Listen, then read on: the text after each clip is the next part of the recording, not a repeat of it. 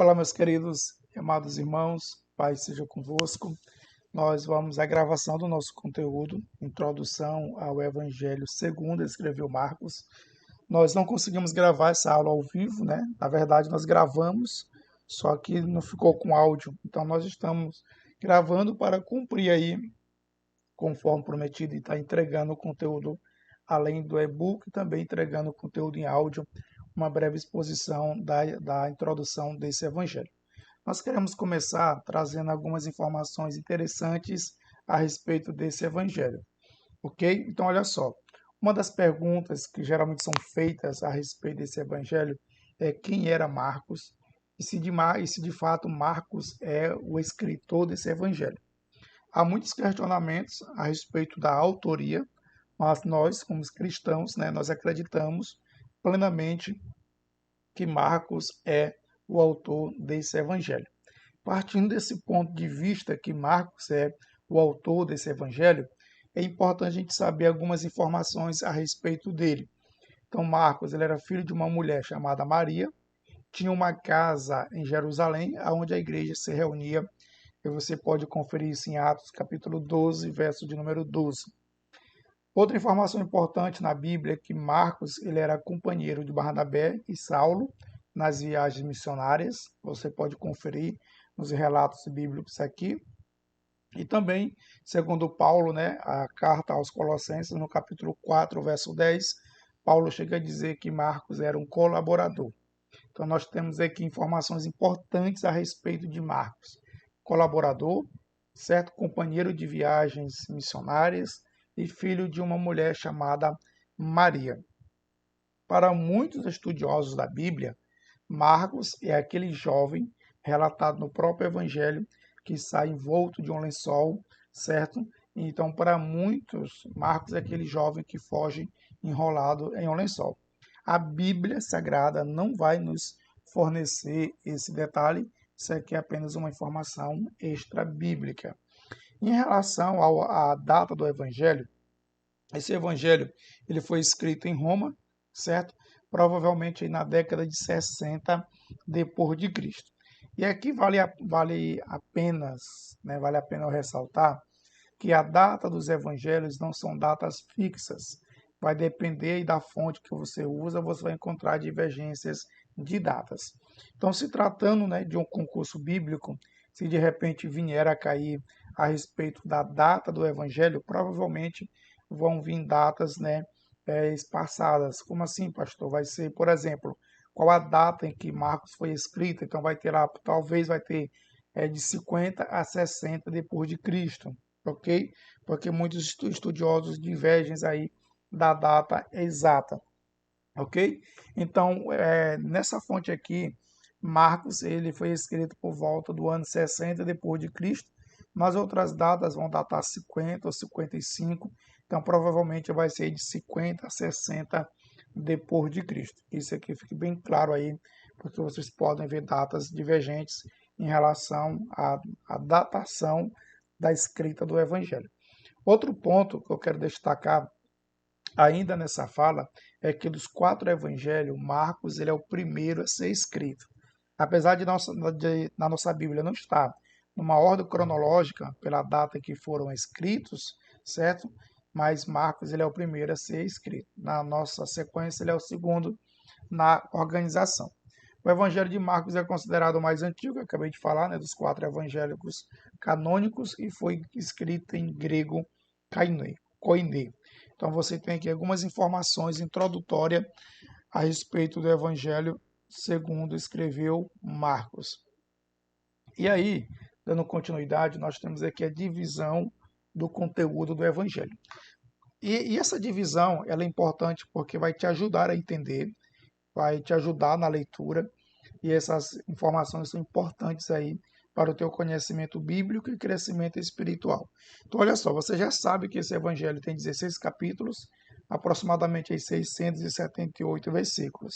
Até brinquei na aula, né, se alguém perguntasse se eu tinha certeza que essa era a quantidade de versículos, como uma vez um aluno me perguntou, ele disse, é muito fácil, confira aí os versículos que a gente vai ter uma certeza, ok? Mas aí é uma informação que De fato, nós podemos checar, é só fazer a soma ali, mas essa fonte diz que nós temos 678 versículos no Evangelho de Marcos.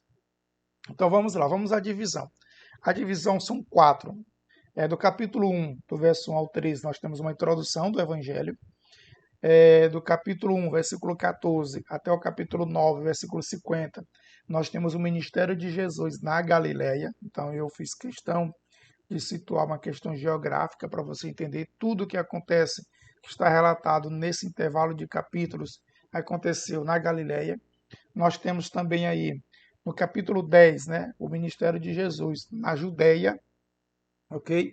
E a partir do capítulo 11 até o capítulo 16, verso 8, nós temos a morte e ressurreição de Jesus. É o relato aí a respeito da morte e ressurreição do nosso Senhor e Salvador Jesus. Então observe aqui que você tem uma visão clara da divisão desse evangelho, certo? Que está simplesmente dividido em 4 partes. E isso é muito bom para o teu entendimento, para a tua compreensão. Então, nós temos aqui, meus queridos, né, informações importantes. Nós começamos falando de uma breve introdução do Evangelho. Eu estou te apresentando agora a introdução do Evangelho segundo escreveu Marcos, a divisão desse conteúdo. Dando continuidade, nós vamos ver aqui os milagres, né?